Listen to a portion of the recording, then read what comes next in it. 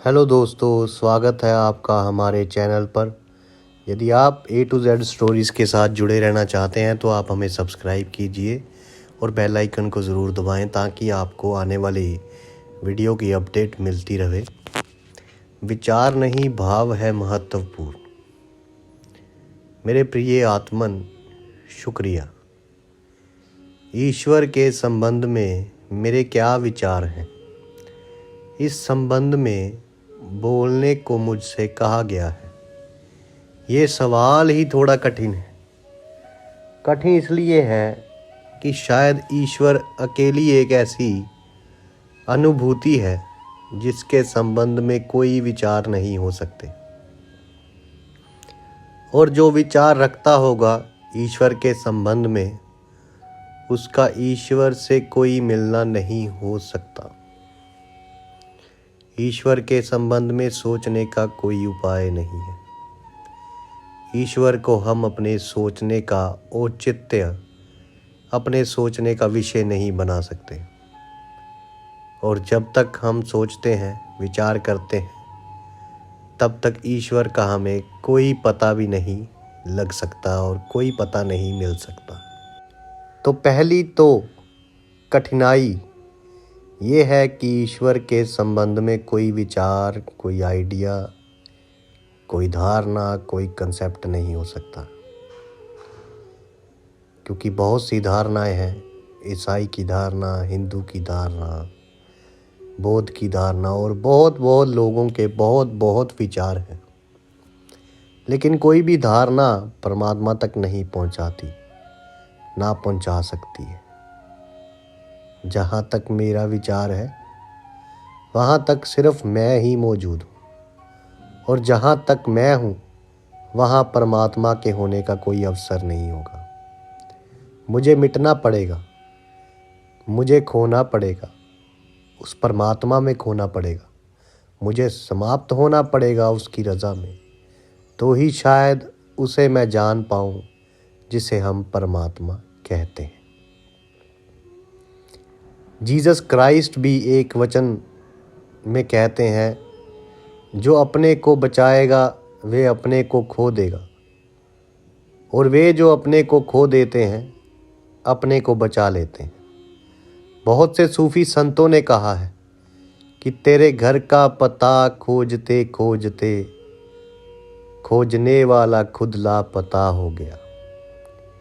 ईश्वर के संबंध में भी ये ही कहा जा सकता है कि जो ईश्वर को जानने चलेगा उसे अपने को खोना पड़ेगा।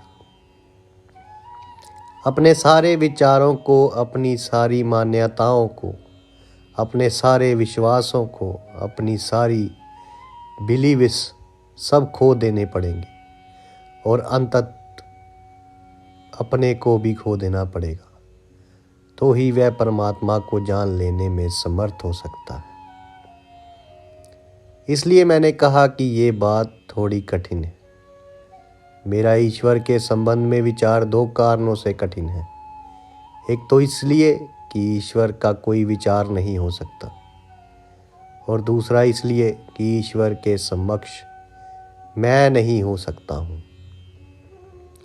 जहाँ तक मैं हूँ वहाँ तक ईश्वर प्रकट नहीं होगा। मुझे मिटना होगा, जैसे बीज मिट जाता है ज़मीन में और तब वृक्ष पैदा होता है। बीज बना रहे तो वृक्ष कभी भी पैदा नहीं होगा। बीज के मिटने से वृक्ष का जन्म हुआ, मनुष्य के मिटने से परमात्मा का प्रारंभ होगा, और परमात्मा का प्रारंभ है मनुष्य के मिटने से। जहाँ तक मैं हूँ वहाँ तक उसका कोई पता ना चलेगा, क्योंकि मैं ही बाधा हूँ, मैं ही बैरियर हूँ, मैं ही रुकावट हूँ। मेरे कारण ही उसका पता नहीं चल रहा। वे कहीं दूर नहीं, मुझे कोई यात्रा करनी है उसे खोजने की। वे कहीं छिपा हुआ नहीं है कि मुझे उसे उधारना है। ईश्वर का अर्थ है जो है, दैट वाइज इज, जो है वे सभी ईश्वर है। जो दुनिया में है वो सब ईश्वर है। तो मेरे चारों ओर जो है मेरे भीतर जो है, मेरे बाहर जो है, उस सब टोटलिटी का, उस समग्र का नाम ही ईश्वर है। इसलिए इंच भर का फासला भी नहीं है जो मुझे पार करना पड़े। आँख भी खोलने की ज़रूरत नहीं है उसे जानने को, क्योंकि आँख के भीतर जो है वे भी वही है। प्रकाश की भी ज़रूरत नहीं है उसे पहचानने को, क्योंकि अंधेरे में जो है वे भी वो परमेश्वर परमात्मा ही है। फिर बाधा क्या है? बुद्ध को जिस दिन पता चला सत्य का, ये कहे परमात्मा का, तो कुछ लोग उनके पास गए और बुद्ध से उन्होंने पूछा कि आपने क्या जान लिया है, क्या पा लिया है? तो बुद्ध हंसने लगे और उन्होंने कहा, पाया कुछ भी नहीं है, क्योंकि जो मिला ही हुआ था उसे पाने की बात कहनी ठीक नहीं है। और जाना भी कुछ नहीं, क्योंकि जो जानने वाला था वे वही था जिसे आज पहचान लिया। कहा उन्होंने कि पाया कुछ भी नहीं, क्योंकि जो पाया ही हुआ था, जो सदा से मिला ही हुआ था, उसे ही जान लिया है। फिर बाधा क्या है? फिर अड़चन क्या है? फिर कौन सी चीज़ रोक लेती है कि हम उसे नहीं जान पाते? ये बहुत मज़े की बात है कि हमारे विचार ही बाधा है, हम ही खुद ही बाधा हैं। कोई और बाधा हो तो हम तोड़ दें, कोई दीवार हो तो हम गिरा दें, कोई द्वार बंद हो तो हम खोल लें, कोई दिया ना जला हो तो हम जला दें। कठिनाई यही है कि हम ही बाधा हैं। इसलिए तपश्चर्या करें, प्रार्थना करें, पूजा करें, और अगर मैं मौजूद हूँ तो मेरी सारी तपश्चर्या व्यर्थ हो गई, मेरी सारी प्रार्थना व्यर्थ हो गई, मेरी सारी पूजा व्यर्थ हो गई। जहाँ मैं मौजूद हूँ वहाँ पहुँचना असंभव है, क्योंकि ये ख्याल कि मैं हूँ ईश्वर को रोकने वाला ख्याल है। जैसे समुद्र की किसी लहर को ये ख्याल आ जाए कि मैं हूँ, तो उसका ये ख्याल ही उसे समुद्र से तोड़ देगा। और अगर कोई लहर ये समझ ले कि मैं हूँ, तो वे तत्क्षण अलग हो गई है सागर से। फिर सागर को पहचानना मुश्किल हो जाएगा। लहर ये जाने कि मैं नहीं तो ही जान सकती है कि मैं सागर हूँ। हमारे इस जानने में ही बाधा है, हमारे इस पहचान लेने में कि मैं नहीं हूँ द्वार खुल जाता है। तो मेरी धारणा, माई आइडिया जैसी कोई चीज़ नहीं हो सकती, क्योंकि मैं ही नहीं हो सकता हूँ। और मैं ही ना रहूँ तो मेरे विचार का क्या सवाल। इसलिए आदमियों ने जितना विचार किया है ईश्वर के संबंध में, उतना ही ईश्वर को उलझन में डाला हुआ है। विचारक तो नहीं पहुँचता है, जिसको हम थिंकर कहे वे तो परमात्मा तक नहीं पहुँचता है। जिसे हम फिलॉसफी कहें, दर्शन कहें, सोचना कहें, वे तो नहीं पहुँचता है। पहुँचते हैं वो लोग जो विचार की बाधाओं को भी पीछे छोड़कर आ जाते हैं, जो विचार के भी पार चले जाते हैं, जो विचार से भी आगे चले जाते हैं। और ये थोड़ी समझने जैसी बात है कि मैं विचार करूँगा, मैं सोचूँगा, मेरा सोचना, मेरा विचारना मुझसे बड़ा कैसे हो सकेगा? मेरा सोचना, मेरा विचारना सदा मुझसे छोटा होगा, मुझसे बड़ा नहीं हो सकता। मैं कितना भी बड़ा विचार करूं, मेरा अहंकार मेरे ईगो से बड़ा ना होगा, क्योंकि मैं ही करूंगा, वे मेरे हाथ का खिलौना होगा। इसलिए मैं सोचकर परमात्मा को कैसे पा सकूंगा? परमात्मा मेरे हाथ का खिलौना नहीं है, बल्कि हम जिसके हाथ के खिलौने हैं वे परमात्मा है। इसलिए हम विचार करें, सोचें, कंसेप्ट बनाएं, धारणा बनाएं, बना सकते हैं, शास्त्र निर्मित कर सकते हैं, लेकिन वे सब खेल की तरह होंगे, उनका सत्य से कोई संबंध ना होगा। और आदमी ने जितनी धारणाएं बनाई हैं उतना उपद्रव, उतनी परेशानी पैदा हो गई, क्योंकि सब विचारों के आसपास पंथ इकट्ठे हो गए, संप्रदाय इकट्ठी हो गई हैं, धर्म इकट्ठे हो गए हैं, और हर विचार दूसरे विचार के विरोध में खड़ा हुआ है। क्योंकि विचार कभी भी टोटल नहीं हो सकता, विचार कभी भी पूर्ण नहीं हो सकता। जब भी विचार खड़ा होगा किसी के विरोध में ही खड़ा होगा। सिर्फ निर्विचार था टलेसनेस टोटल हो सकती है, विचार कभी पूर्ण नहीं हो सकता। अगर मैं परमात्मा के संबंध में एक विचार रखूं तो वे विचार उन सब लोगों के विरोध में हो जाएंगे जो दूसरा विचार रखते हैं। समझ ले, कोई आदमी मानता है कि परमात्मा प्रकाश है। अगर कोई कहे गॉड इज लाइट तो फिर अंधेरे में क्या होगा? एक फकीर हुआ है, उसने कहा मैंने तो जहाँ तक समझा पाया है कि परमात्मा को प्रकाश कहना ठीक नहीं, परमात्मा को परम अंधकार कहना ज़्यादा ठीक है। क्योंकि प्रकाश तो आता है और चला जाता है, अंधकार सदैव है। और प्रकाश को तो हमें बनाना पड़ता है और मिटाना पड़ता है। अंधकार है, अंधकार को ना हम बना सकते हैं और ना हम मिटा सकते हैं, अंधकार है। और प्रकाश में तो थोड़ी उत्तेजना है, थोड़ा तनाव है, लेकिन अंधकार परम शांति है। और प्रकाश की तो सीमा है, लेकिन अंधकार असीम है। अगर कोई कहे परमात्मा प्रकाश है तो कोई कह सकता है कि परमात्मा अंधकार है। फिर क्या हो, कैसे होगा? हम परमात्मा की जो भी धारणाएं बनाएंगे वे हमारी चॉइस होगी, वे हमारा ही चुनाव होगा।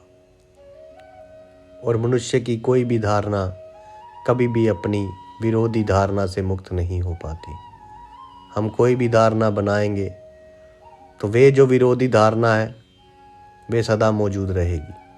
अगर हम कहेंगे परमात्मा शुभ है, कहेंगे परमात्मा गुडनेस है, तो फिर ईवल का क्या होगा, बुराई का क्या होगा?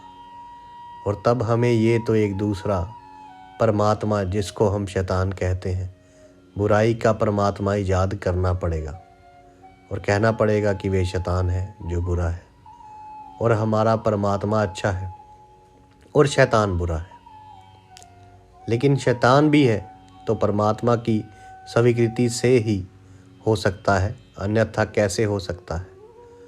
और अगर परमात्मा को स्वीकार नहीं है शैतान, तो शैतान कैसे हो सकता है? और अगर हम मानते हों कि परमात्मा के अनचाहे भी शैतान हो सकता है, तब तो परमात्मा से भी बड़ी शक्ति को हमने स्वीकार कर लिया।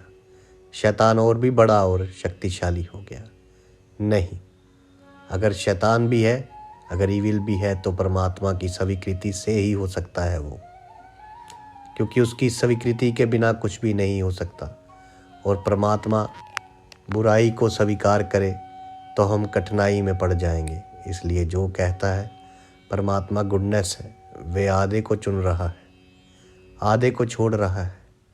और अगर ये बहुत कठिनाई होता कि हम ये मान ले कि परमात्मा दोनों है, जो अच्छा है वे भी, जो बुरा है वे भी परमात्मा के बेटे हैं, तो हमें थोड़ी कठिनाई शुरू हो जाती। लेकिन वे दोनों ही परमात्मा के बेटे हैं, जो सूली पर लटकता है वे भी, और जो सूली पर लटकाता है वे भी, क्योंकि परमात्मा के बेटे होने के अतिरिक्त और कोई उपाय ही नहीं है। अगर परमात्मा सब कुछ है तो जिसे हम विरोध में बांट लेते हैं उसे हमें बांटना बंद कर देना होगा। लेकिन तब हमारी बुद्धि कठिनाई में पड़ती है, क्योंकि हमारी बुद्धि सोचना चाहती है और निर्णय लेना चाहती है। और जब भी बुद्धि निर्णय लेती है तो सीमाएं बनाती है। वे कहती है यहाँ तक स्वीकार करना ठीक है, इसके आगे स्वीकार करना मुश्किल है। तो हम कहते हैं परमात्मा जीवनदायी है, तो फिर मौत कौन देता है? मौत भी वही देता है। तो हम कहते हैं परमात्मा परम कृपालु है, तो फिर कठोर कौन होगा? और हम परमात्मा को अच्छा बना दें तो बुरे के अस्तित्व का उपाय कहाँ? फिर बुरा ठहरेगा कहाँ, रुकेगा कहाँ? तो फिर हमें झूठी बातें ईजाद करनी पड़ती है। शैतान से बड़ा झूठ नहीं है। यहाँ जो लोग शैतान को ईजाद नहीं करते वे कहेंगे माया है, इल्यूज़न है। वे कुछ और ही ईजाद करेंगे, लेकिन परमात्मा के अलावा उन्हें कुछ और भी मानना पड़ेगा, और जिसे वे अलावा मानेंगे उसे परमात्मा के विरोध में मानना पड़ेगा। ईश्वर की कोई भी धारणा हम बनाने चलेंगे तो विरोधी धारणा का क्या होगा? और ध्यान रहे, धारणा कभी भी विरोधी को आत्मसात नहीं कर पाती। प्रकाश की धारणा में अंधकार आत्मसात नहीं होता, और शुभ की धारणा में अशुभ आत्मसात नहीं होता। अच्छे की धारणा में बुरे बाहर रह जाते हैं। कोई भी धारणा पूर्ण नहीं हो सकती, इसलिए परमात्मा की कोई धारणा संभव नहीं, क्योंकि परमात्मा पूर्ण है। हमारी सारी धारणाएं उसके द्वार पर गिरकर मर जाती हैं। हमारी सारी धारणाएं वहाँ जाकर हमें अनुभव होता है, व्यर्थ हो गई, मीनिंगलेस हो गई। क्या हम इसे ऐसा कहें कि परमात्मा एब्सर्ड है? किंगार्ड ने शायद कुछ बहुत करीब की बात कही है। किंगार्ड का ख्याल जैसे बहुत करीब पहुंचता है। किंगार्ड कहता है कि परमात्मा को अगर हम एब्सर्ड को स्वीकार कर सकते हैं, अगर हम अर्थहीन को स्वीकार कर सकते हो, तो ही हम परमात्मा को समझ पा सकते हैं। अब अगर परमात्मा बुराई और भलाई दोनों है तो बहुत एब्सर्ड हो गया, अर्थहीन हो गया। और अगर परमात्मा मृत्यु और जीवन दोनों है तो बड़ा व्यर्थ हो गया। और अगर परमात्मा शैतान भी है, और परमात्मा एक तरफ से जीसस को भी पैदा कर रहे और दूसरी तरफ से जीसस को सूली चढ़ाने के लिए भी प्रेरित करे, तो बात बड़ी बेहूदी होगी। सारा अर्थ खो गया। लेकिन इतनी सामर्थ्य अगर हमारी हो, इस सामर्थ्य का मतलब क्या है? इस सामर्थ्य का मतलब क्या? अगर हम अपनी बुद्धि की कैटेगरी, वे जो हमारे विचार करने के ढांचे हैं, उनको अगर हम छोड़कर परमात्मा तक आने की सामर्थ्य रखते हों, तो ही हम उसे समझ पा सकते हैं। इसलिए उसकी धारणा नहीं हो सकती। और जितनी हमने धारणाएं बनाई हैं, सब बचकानी, सब चाइल्डिश है। हमारी सब धारणाएं बहुत छोटी छोटी बच्चों के खिलौने हैं। ये ऐसे ही हैं जैसे कोई सागर के किनारे पहुंच जाए, एक मुट्ठी पानी सागर का अपने हाथ में ले ले और कहे कि मैंने सागर को अपने हाथ में बांध लिया। बुद्ध एक जंगल से गुजरते थे। पतझड़ के दिन थे और सारे वृक्षों के पत्ते ज़मीन पर गिर रहे थे। रास्ते पत्तों से भर गए थे। सूखे पत्ते जगह जगह उड़ रहे थे। बुद्ध के शिष्य आनंद ने बुद्ध से कहा, आपने तो सब जान लिया है और सब बता दिया। तो बुद्ध बहुत हंसने लगे। उन्होंने मुट्ठी भर पत्ते अपने हाथ में उठा लिए, सूखे पत्ते, और उन्होंने कहा, जितना मैंने जाना वे इस मुट्ठी भर पत्तों जैसा है, और जितना जानने को है वे इस जंगल में जितने सूखे पत्ते पड़े हैं शायद उनसे भी ज़्यादा है, क्योंकि सूखे पत्ते गिने जा सकेंगे। वे जो जानने को है उसकी कोई गिनती नहीं हो सकती। और तुमसे जो मैंने कहा है वे तो इतना भी नहीं है, मुट्ठी भर भी, क्योंकि जब मैंने कहने चलता हूँ तो मुट्ठी भर भी नहीं कह पाता। शब्द उसको भी नहीं बता पाते। एक आध पत्ता ही रह जाता है, वे भी पूरा तुम नहीं समझ पाते। वे ठीक कहते हैं, धारणा मनुष्य की इतनी छोटी बात है और ईश्वर इतना विराट, इतना बड़ा कि हम उसे धारणा में कहीं भी ना बांध पाएंगे।